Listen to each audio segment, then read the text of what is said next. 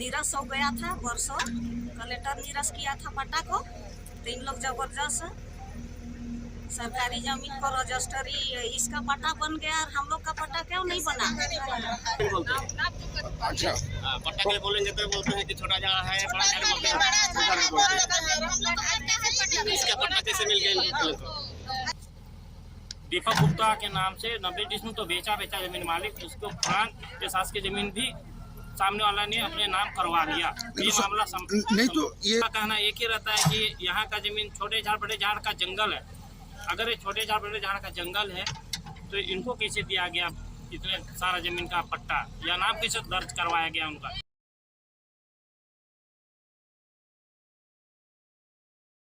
देख सकते हैं, मैं यहाँ पर खड़ा हूँ, ये सरकारी ज़मीन है और सरकारी ज़मीन पर और जिस ज़मीन पे ये जेसीबी चलाया जा रहा है, जिस ज़मीन पर महिलाएं यहाँ पर खड़ी हैं, उस ज़मीन के पट्टे के लिए यहाँ की महिलाएं, यहाँ के जो लोग हैं, काफ़ी लंबे समय से सरकार से मांग कर रहे थे। लेकिन जो यहाँ के तहसीलदार हैं, जो यहाँ के पटवारी हैं, उनके द्वारा हमेशा ये कहा जाता रहा कि ज़मीन सरकारी है और छोटे झाड़ बड़े झाड़ का जंगल है, इसलिए ये किसी के नाम से आवंटित नहीं हो सकता।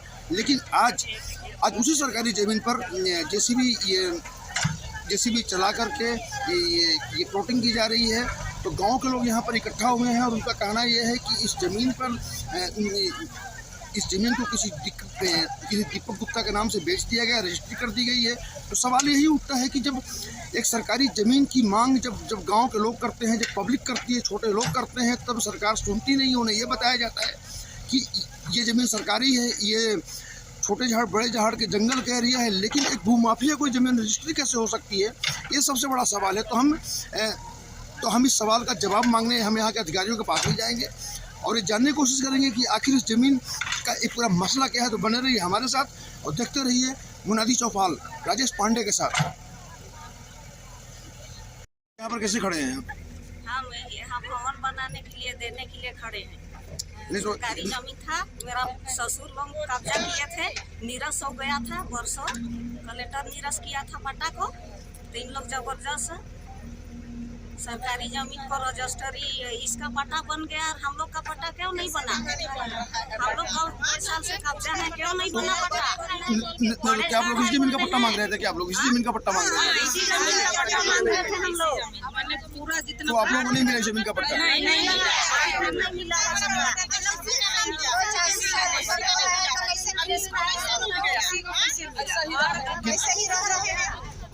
किनको मिल गया पट्टा?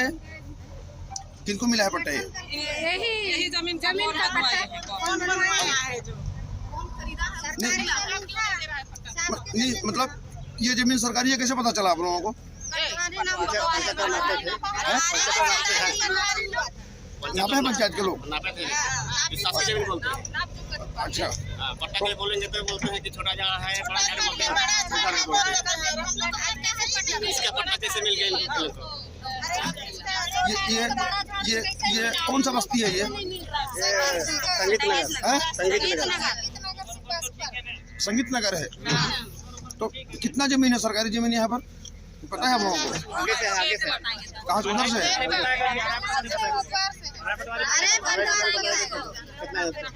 नापी किए थे जमीन को, 3 बार नाप हो चुका।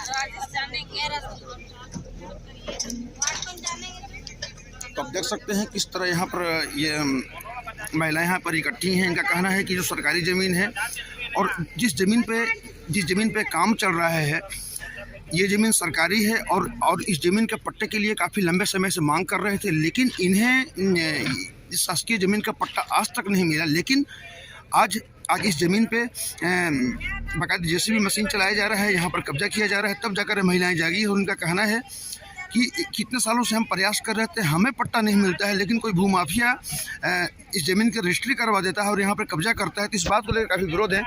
चलिए, जो मैं यहाँ के पार्षद हैं उनसे बात करते हैं। राजेश, आप तो पार्षद रहे हैं यहाँ पर ना? जी, मैं यहाँ का पार्षद। नहीं तो क्या मतलब ये जमीन का मसला क्या है? जमीन का मामला है सर, इससे पहले जो धमसाया नाम का एक मोची रहता था, उनके नाम से सबसे पूर्व में 40 डिसमिल उनका नाम से रजिस्ट्री का जमीन था। बाद में 50 डिसमिल का उनको बंटन का जमीन फिर मिला पट्टा। उनको 50 और 40 90 डिसमिल होता है। उसके बाद में यहाँ ये सरकारी पूरा प्लॉट था। इस सरकारी प्लॉट में मैं जब पार्षद था 2015 से 19-20 के बीच में, तब हमने यहाँ सामाजिक भवन के लिए प्रस्ताव रखा था कि ये शासकीय ज़मीन में सामाजिक भवन बनाया जाएगा। उसके बाद चुनाव खत्म हो गया, फिर मैं दूसरे अभी वार्ड नंबर 3 का पार्षद हूँ।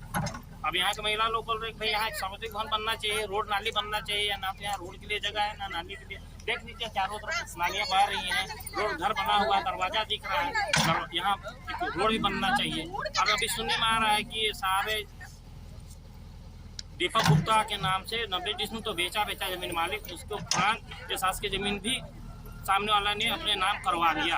ये मामला नहीं तो ये सवाल नहीं उठता है कि गांव के लोग इस जमीन के लिए पट्टा काफी लंबे समय से मांग रहे थे? लंबे समय से मांगा जा रहा। सर विष्णु देसाई जब मंत्री थे उसमें भी ये लोग मांग किए थे कि हमें पट्टा का प्रदान किया जाए। जब भी आरआई बंटवारे के मामला ये पहुँचता है, उनका कहना एक ही रहता है कि यहाँ का जमीन छोटे झाड़ बड़े झाड़ का जंगल है।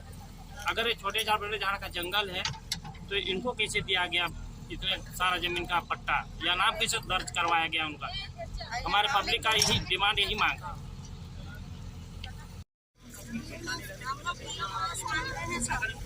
हाँ बताइए। मिल गया है हम लोग को पीएम आवास चाहिए, जगह नहीं मिल रहा है, पट्टा मिल गया है हम लोग को। अच्छा जगह नहीं मिल रहा है आप लोगों को? जगह नहीं मिल रहा है, बैठे हैं बस ऐसे खाली बैठे अपन बना झोपड़ी। जगह नहीं मिल रहा है इतना साल से ऐसे पहले थे विष्णु के नाम से, उसका बाप के नाम से बोल के बोले सुनिए, अच्छा। बड़े झाड़ नहीं हो गए, छोटे झाड़ हो गया, सब मिल गया एक आदमी के लिए। सर हाँ जी। घर का नाम से पट्टा मिला था, जमीन सबका दिए थे, बड़े झाड़ नहीं मिलना चाहिए। बंटन मिला था, फिर कलेक्टर नोटिस किया हमको चाहिए जमीन। किसको मिला था ये वाला ये जमीन? घर को मिला था, दिलदाराम चौहान का पूरा नाम पूरी बता रहे हो, कर बाप के नाम घर बसोड़, अच्छा घर बसोड़ बसोड़ के नाम से मतलब जमीन आवंटित हुआ था ये? हाँ। उसके बाद क्या हुआ? इसके बाद में करियो बाई का, अच्छा करियो बाई के बाद में विष्णु का हुआ, फिर निरस किए, फिर हमको अभी तक पट्टा क्यों नहीं दिए बताइए? निरस्त भी करते निरस्त क्यों किए? कौन किया आपको पता? नहीं मतलब निरस्त क्यों किए, मतलब किस बात को लेकर निरस्त कर दिए? छोटा झाड़ बड़े झाड़ के लिए निरस किए। ये जंगल है बोल के निरस्त कर दिए?